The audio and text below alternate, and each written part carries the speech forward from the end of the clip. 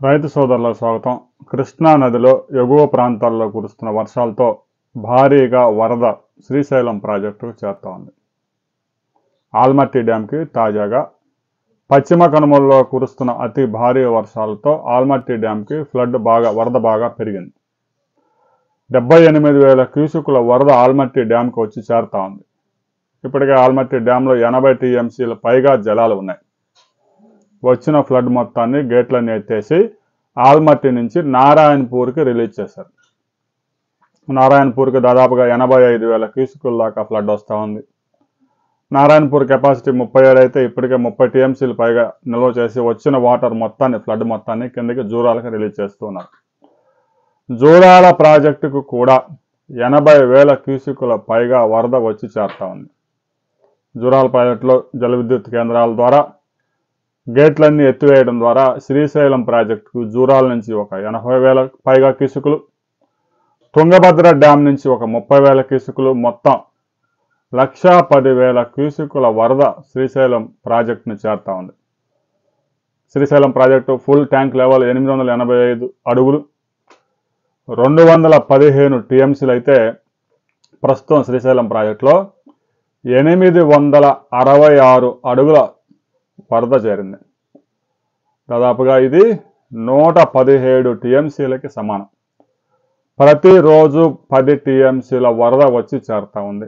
రాబోయే 10 రోజుల్లోనే మరో 90 టీఎంసీల పైగా వరద వచ్చే అవకాశం ఉంది. ఈ ఫ్లో గనక కొనసాగితే, అంటే జూలై మొదటి వారంలోనే శ్రీశైలం ప్రాజెక్టు గేట్లు ఎత్తివేయబోతా ఉన్నారు.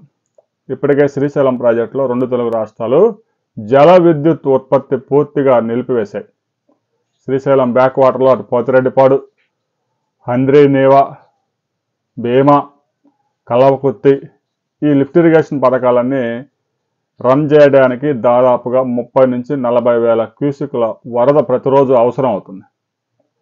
కనీసం 850 అడుగుల లెవెల్ మెయింటైన్ చేస్తేనే ఆ లిఫ్ట్లు అవన్నీ పనిచేస్తాయి. కాబట్టి శ్రీశైలం ప్రాజెక్టులో జల విద్యుత్ కూడా నిలిపివేసి 2 తెలుగు రాష్ట్రాలు సాగునీటికి పెద్ద ఎత్తున వినియోగించుకునే కార్యక్రమం జరుగుతూ ఉంది. ఇప్పటికే తెలంగాణ ప్రభుత్వం 6,000 క్యూసెక్కుల వరదని ఎత్తిపోతల ద్వారా తరలిస్తూ ఉంది. శ్రీశైలం నుంచి కొద్దిగా ఒక 4,000-5,000 క్యూసెక్కులు నాగార్జున సాగర్కి రిలీజ్ చేస్తూ ఉన్నారు. అది కూడా తాగునీటి అవసరాల కోసమే.